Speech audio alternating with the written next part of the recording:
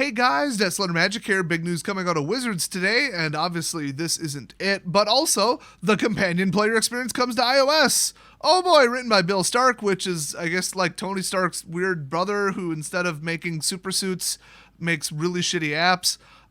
Slowly, apparently. I don't know that he has anything to do with the development of this. He just wrote the article. I guess, I don't know, he could be like some PR guy. I have no idea.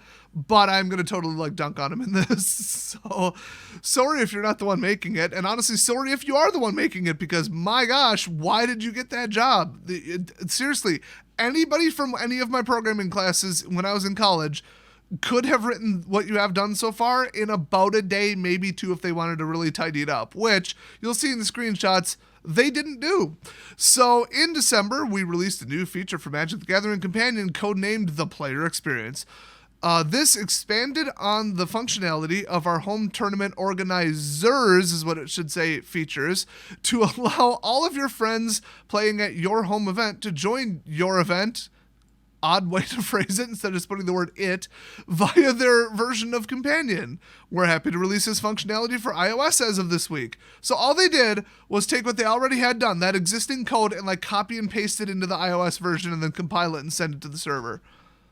And it's been like a month, maybe two. Like, holy shit. This is amazing. This is like taking a dumpster, lighting on a fire, and strapping it to a glacier, because it's moving at that rate. I have no explanation that I've ever heard. I have no reasoning behind what they've done to this. I mean, if you guys remember what it was first supposed to be when it was called Portal, and then they came back and said, we're scrapping the project and doing it completely differently, and then they said the exact same set of features over again. I mean, what even was that? And then it's been week after week after week after week of nothing, and then this is it. That's what they've done so far. It has nothing to do with F&M, nothing to do with card lookups, rulings, artwork, statistics tracking. I mean, nothing that they said it would do, it does, except for track a local private non-F&M tournament, which, if you think about it, is kind of in a roundabout way encouraging people not to go to F&M. I mean, it's like you're not going to hold your own event instead of F&M, but the intention is kind of there.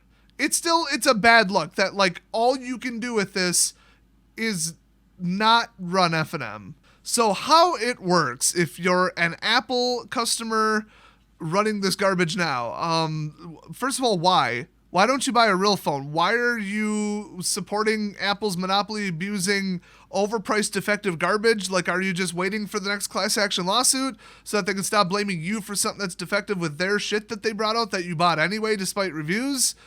Because, I mean, usually all you get is a free battery out of it or $50 or something. I mean, I think at this point there's 10 Android phones for every one iOS phone in the world. They're basically non-existent. And as far as I remember, every single product or service that they've tried to launch since Tim Cook took over has flopped, and Forbes said they're going to be bankrupt within 10 years. So, again, why are you still buying an iPhone? I'd love to hear any kind of explanation down below, and by that I mean shut up, I don't want to hear from you idiots. But anyway, if you're one of those dumbasses, you will now see this screen, this terrifically feature-dense screen. So you can either do this, or you can do this. And if you think that is far too confusing for me, I need, it's not Tony, is it Bill? Bill Stark. I keep forgetting which one of the Stark twins he is. Sorry. We're going to have, I forgot again. I got no sleep. Bill Stark. Got it. Bill's going to break it down for you, damn it, like you're 2 years old. From that screen, you simply select whether you're joining an event or hosting an event. Really? Is that what those two buttons did? Holy shit, I thought they ordered pizza. So joining the event your friend is hosting enables you to follow along from your phone by receiving your pairing standings and inputting your match results directly through your phone. I assumed that's what it did, yes. To join an event, you'll see this screen that says Join Event, and then it says your tournament organizer will provide an event code. What it actually doesn't say, ironically, who's dumb enough to not figure this out? I mean, there's one thing on the page, but enter code here, or please type the event code here. Just for UI design, just for UI, policy. I know nobody's that damn stupid. You hit join event, there's a giant white box with probably a flashing cursor in it. I mean, who's that dumb? But just for proper UI design, it should probably say join event, and then on the next line, enter the event code here. Not just your tournament organizer will provide an event code, that's wonderful, but like put it here and then hit join. Just saying. How do you screw up a UI this simple? So simply input the code from your friend's event and follow the prompts to join their tournament. Event codes should look like this. Oh boy, auto-magically. That's how it works. That's how it's taking a year to write an app that like literally anybody I know that's a programmer could write in a day. I mean, write a basic tournament scoring app for 16 people? That sounds like an overnight assignment. So hosting events mostly works the same as it did before, with the exception that you can now give players an event code. How the hell did it work before then? How did they know what event they were at? How did anything link up? Did you just run it all from one phone? Like I never downloaded it because I'm like, my gosh.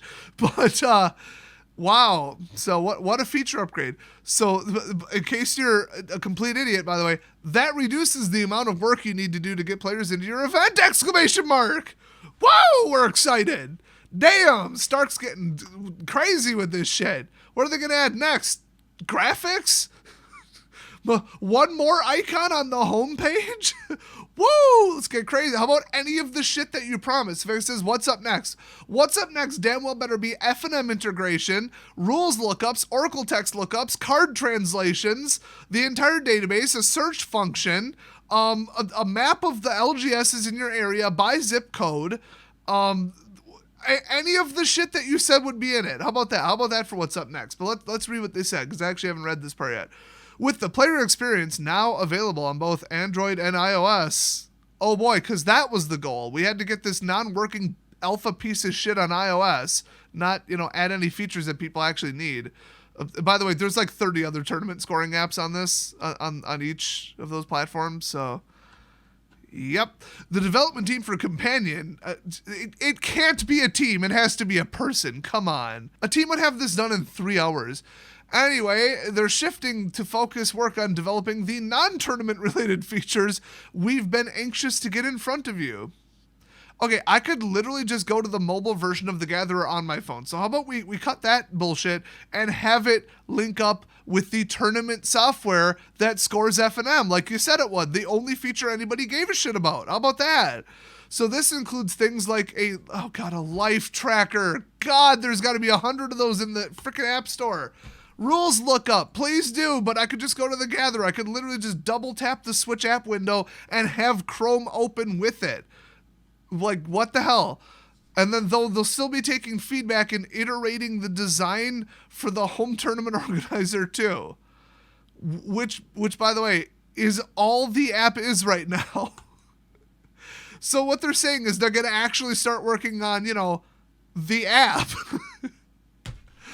How does this exist? How do you screw up a software engineering project this poorly? I'm asking as somebody with 2 software engineering degrees. What the f*** happened to this? What is going on at your company? How is this a team of multiple people? What the f*** is this, like a middle school programming project that you shipped out to some like school because you thought it was funny? Holy shit, what is going on?